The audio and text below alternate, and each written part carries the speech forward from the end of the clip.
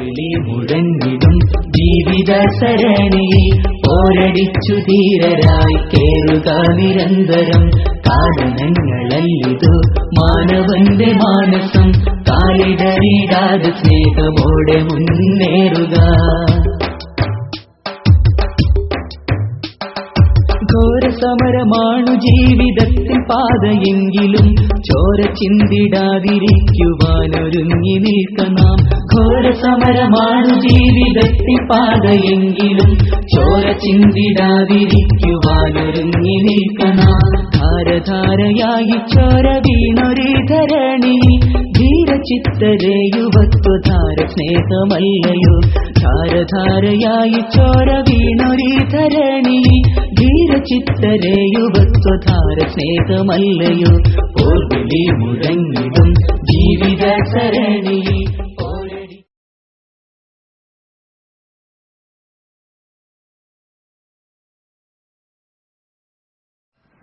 അസ്സലാമു അലൈക്കും വറഹ്മത്തുള്ളാഹി വബറകാതുഹു.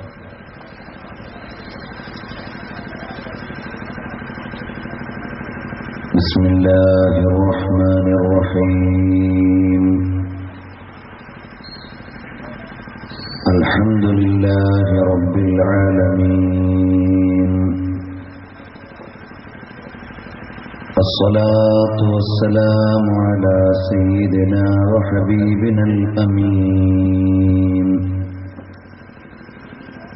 وعلى آله وأصحابه وأهل بيته أجمعين.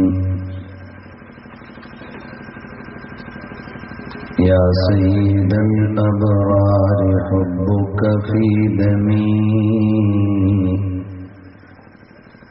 نهر على نحو الصبابة جاري.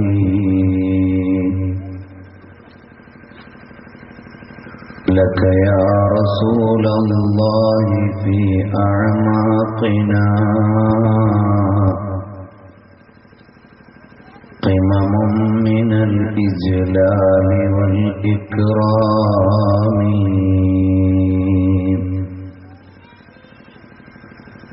يا سيد السادات جئتك قاصدا أرجو رضاك وأحتمي بحماك. والله يا خير الخلائق إن لي قلبا مشوقا لا يروم سواك.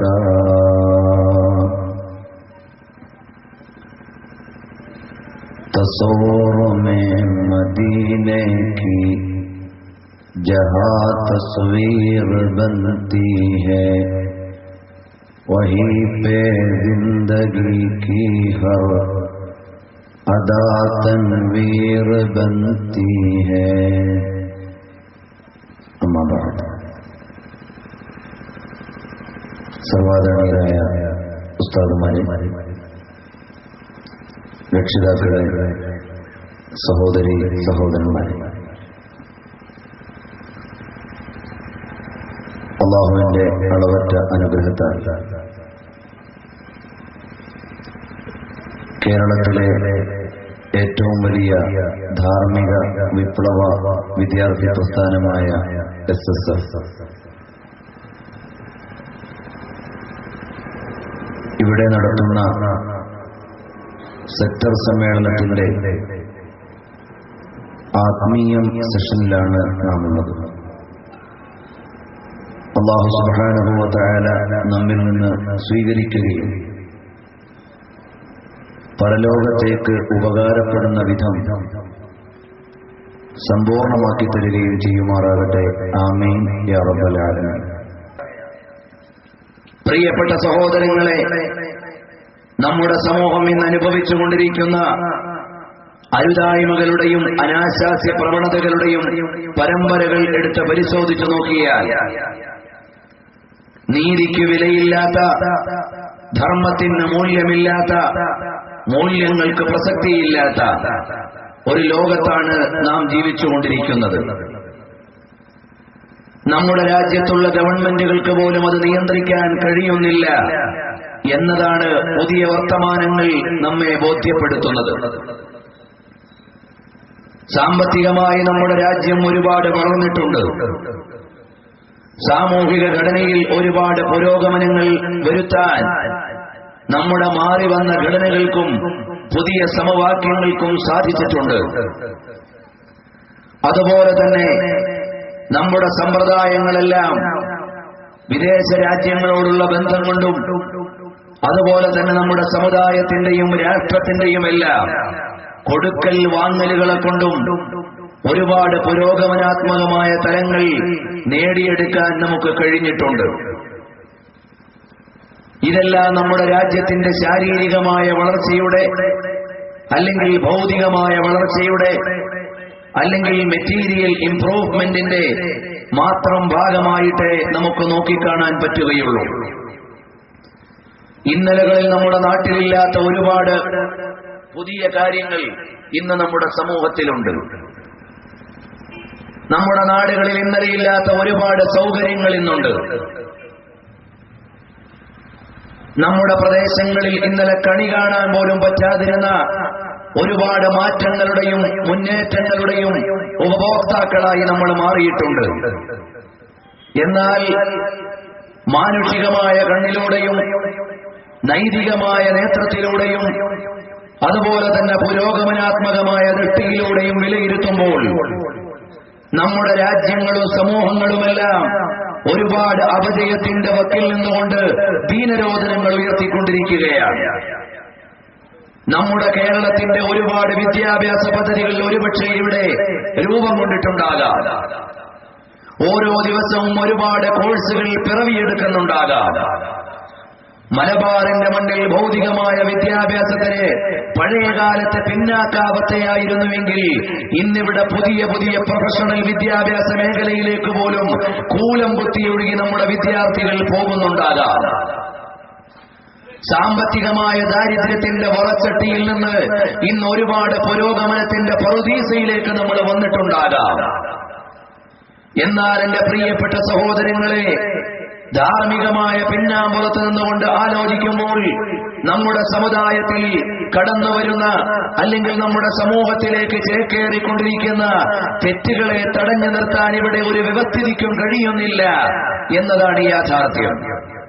അഥവാ തിരുവനന്തപുരം മുതൽ മംഗലാപുരം വരെയുള്ള പബ്ലിക് ക്യാമ്പസുകൾ പരിശോധിച്ചാൽ കള്ളിന്റെ ഗന്ധമില്ലാത്ത, കഞ്ചാവിന്റെ ദുർഗന്ധമില്ലാത്ത, അരുതായ്മകളുടെ കാലാവസ്ഥയില്ലാത്ത ഒരു ക്യാമ്പസുകളെയും നമുക്ക് കാണാൻ കഴിയുന്നില്ല. അതുപോലെ തന്നെ ധാർമ്മികമായ സ്വൈരം ഓരോ ദിവസവും നമ്മുടെ സമൂഹത്തിൽ നിന്ന് നഷ്ടപ്പെട്ടുകൊണ്ടിരിക്കുകയാണ്. നമ്മുടെ രാജ്യത്തിന്റെ ഉന്നത നീതിപീഠങ്ങൾ പോലും വേശ്യാവൃത്തിയെ നിയമസാധൂകരണത്തിന് വിധേയമാക്കണമെന്ന് ആവശ്യപ്പെട്ടുകൊണ്ട് സമൂഹത്തിന്റെ മുമ്പിലേക്ക് പ്രമേയങ്ങളും പ്രസ്താവനകളും അവതരിപ്പിക്കുകയാണ്.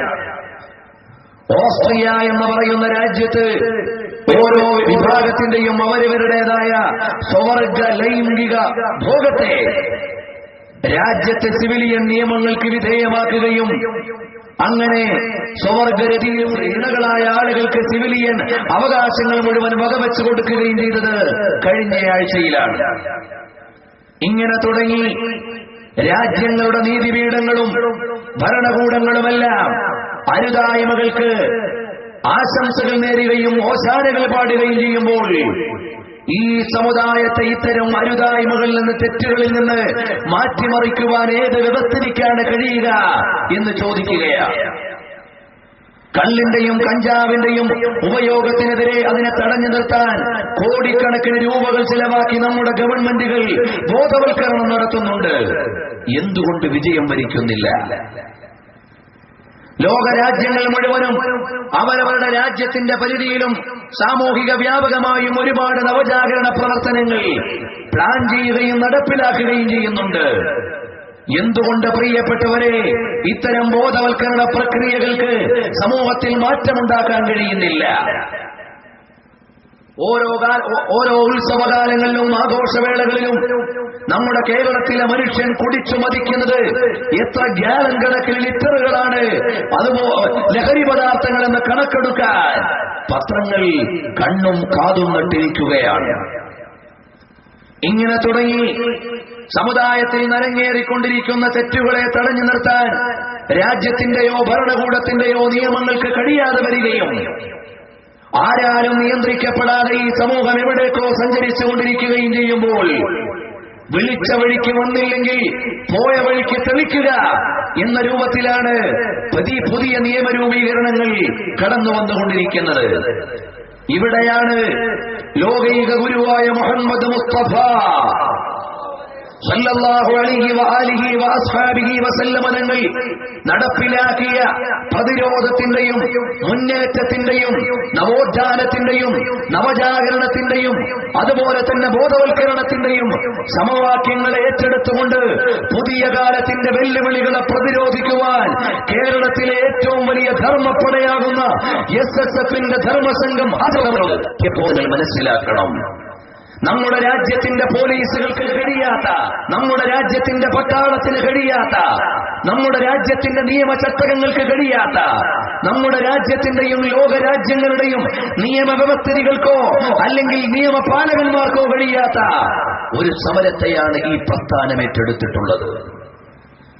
ഇതിവിടെയുള്ള നിയമപാലകന്മാരോടുള്ള വെല്ലുവിളിയല്ല, ഇവിടെയുള്ള ഭരണകൂടത്തോടുള്ള വെല്ലുവിളിയല്ല. നമ്മുടെ രാജ്യത്തെ സുപ്രീം കോർട്ടുകൾക്കോ ഹൈക്കോർട്ടുകൾക്കോ പോലീസ് സംവിധാനത്തിനോ ഇവിടെയുള്ള മദ്യ നിരോധനം നടപ്പിലാക്കാൻ സാധ്യമല്ല എന്ന് കേരളത്തിന്റെ ഓരോ ദിവസത്തെയുമുള്ള ഗതിമാറ്റങ്ങൾ നമ്മെ പഠിപ്പിക്കുകയാണ്. പോലീസിൽ പ്രത്യേക സെല്ല് വന്നതുകൊണ്ട് ഇവിടെ ആരും കള്ളുപേക്ഷിക്കാൻ പോകുന്നില്ല.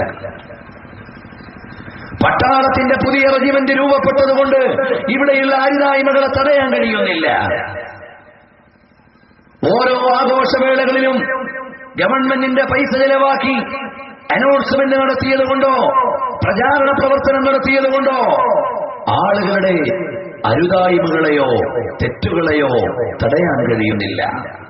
അതുകൊണ്ടാണ് പറഞ്ഞത്, ഭൗതികമായ നിയമങ്ങൾക്ക് കഴിയാത്ത ഒരു സമയത്തിനാണ് ഈ പ്രസ്ഥാനം ഇറങ്ങിത്തിരിച്ചിട്ടുള്ളത്. ആ സമര മുന്നേറ്റത്തിന്റെ മുഴുവൻ ആകത്തുകയാണ് പ്രതിരോധ മാർഗം.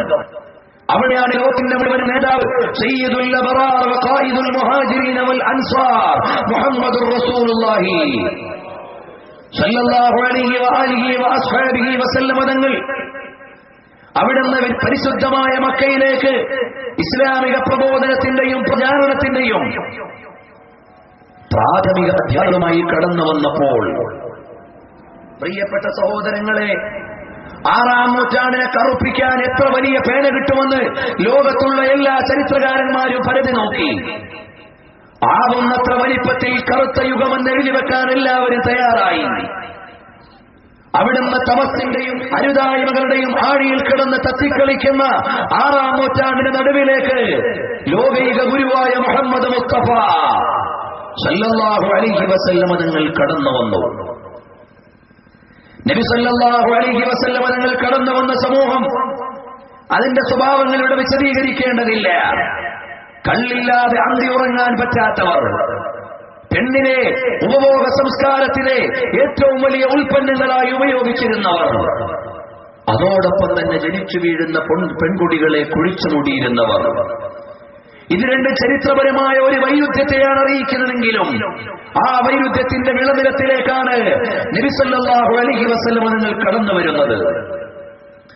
പക്ഷേ നബി സല്ലല്ലാഹു അലൈഹി വസല്ലം നിങ്ങൾ ഇസ്ലാമിക പ്രബോധനത്തിന്റെ ആദ്യത്തെ 10 വർഷത്തിൽ അവരോട് വിളിച്ചു പറഞ്ഞില്ല, നിങ്ങൾ കള്ളു കുടിക്കാൻ പാടില്ല. 6-ാം നൂറ്റാണ്ടിലെ ജനവിഭാഗത്തോട് ആദ്യം പറഞ്ഞില്ല, നിങ്ങൾ വ്യഭിചാരത്തിലേക്ക് പോകാൻ പാടില്ല. അവരോട് ആദ്യം പറഞ്ഞില്ല, നിങ്ങൾ പലിശ വാങ്ങാൻ പാടില്ല. അവരോട് മുഴുവനും എല്ലാ അരുതായ്മകൾക്കുമെതിരെ സമരം ചെയ്യുന്നതിന് മുമ്പ് നബി സല്ലല്ലാഹു അലൈഹി വസല്ലം തങ്ങൾ അവരെ വിളിച്ചു, മിൻ ഇബാദത്തിൽ ഇബാദി ഇലാ ഇബാദത്തി റബ്ബിൽ ഇബാദ്. അടിമകളെ ആരാധിക്കുന്നതിൽ നിന്ന് ഉടമയെ ആരാധിക്കണമെന്ന ലോകത്തെ ഏറ്റവും വലിയ സത്യം വിളിച്ചു പറയാൻ നബി സല്ലല്ലാഹു അലൈഹി വസല്ലമ തങ്ങൾ കടന്നു വന്നു. അല്ലാതെ അവിടെയുള്ള തെറ്റുകൾക്കെതിരെ സമരം നടത്തിയില്ല, അവിടെയുള്ള അരുതായ്മകൾക്കെതിരെ സമരം നടത്തിയില്ല. നബി സല്ലല്ലാഹു അലൈഹി വസല്ലമ തങ്ങൾ ആദ്യമായി അവിടെയുള്ള മാനവികതയുടെ മുഴുവനും മനസ്സിലേക്കാണ് നോക്കിയത്. അവരെ മുഴുവനും വിളിക്കുന്നു അല്ലാഹുവിലേക്കുള്ള വിചാരത്തിലേക്ക്, ആത്മീയമായ ഉണർവിലേക്ക്.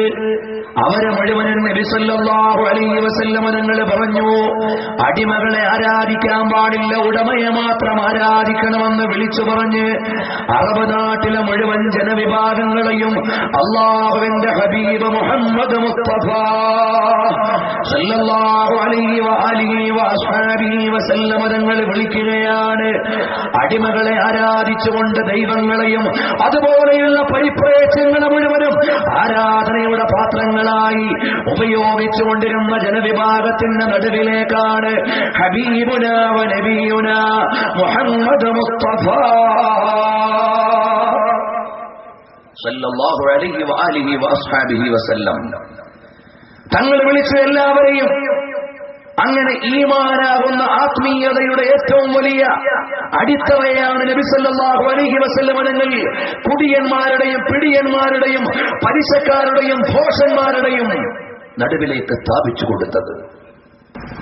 അപ്പോൾ നബി സല്ലല്ലാഹു അലൈഹി വആലിഹി വഅസ്ഹാബിഹി വസല്ലം തങ്ങൾ അവിടെയുള്ള ജനവിഭാഗത്തെ മുഴുവനും വിളിച്ചുകൊണ്ടുവന്നു, ആത്മീയതയുടെ ആലയത്തിലേക്ക് വലിച്ചുകൊണ്ടുവന്ന് കെട്ടി. നബി സല്ലല്ലാഹു അലൈഹി വസല്ലം തങ്ങൾ വിളിച്ചുകൊണ്ടുവന്ന് ആത്മീയതയുടെ അടിത്തറയാകുന്ന ഈമാനിനെ സ്ഥാപിച്ചു കൊടുത്തിട്ട് ഒരു കൊച്ചുകുട്ടിയെപ്പോലെ വിധേയമാകാൻ അല്ലാഹുവിന്റെ ഹബീബ് വിളിക്കുന്നു. മിൻ ഇബാദത്തിൽ ഇബാദി ഇലാ ഇബാദത്തി റബ്ബിൽ ഇബാദ്. നിങ്ങൾ ഇവിടെയുള്ള ഭൗതികമായ സമവാക്യങ്ങളെ ആരാധിച്ചുകൊണ്ട് പോവുകയാണ്. ഈ ഭൗതികമായ സമവാക്യങ്ങളെ ആരാധിക്കുമ്പോൾ ആത്മീയതയുടെ ഉറവയെ അനുഭവിക്കാൻ നിങ്ങൾക്ക് പറ്റുകയില്ല. അതുകൊണ്ട് നിങ്ങൾ ആലോചിക്കുക, ഈ ഗതിമാറ്റങ്ങളുടെയും രീതിമാറ്റങ്ങളുടെയും അതുപോലെ ഋതുമാറ്റങ്ങളുടെയും എല്ലാം ഉടമസ്ഥനാരാണ്? ആ ഉടമസ്ഥനായ അല്ലാഹുവിനെ ആരാധിക്കണമെന്ന അടിസ്ഥാനമായ തൗഹീദിനെയും ഈമാനിനെയും മാനവിക ലോകത്തിന്റെ ഹൃദയത്തലിയിലേക്ക് അടയാളപ്പെടുത്തി കൊടുത്തിട്ട് നബി സല്ലല്ലാഹു അലൈഹി വസല്ലം തങ്ങൾ ആദ്യത്തെ പ്രബോധനത്തിന്റെ 10 വർഷം മുഴുവനും ഈമാനിലേക്ക് വിളിക്കുന്നു.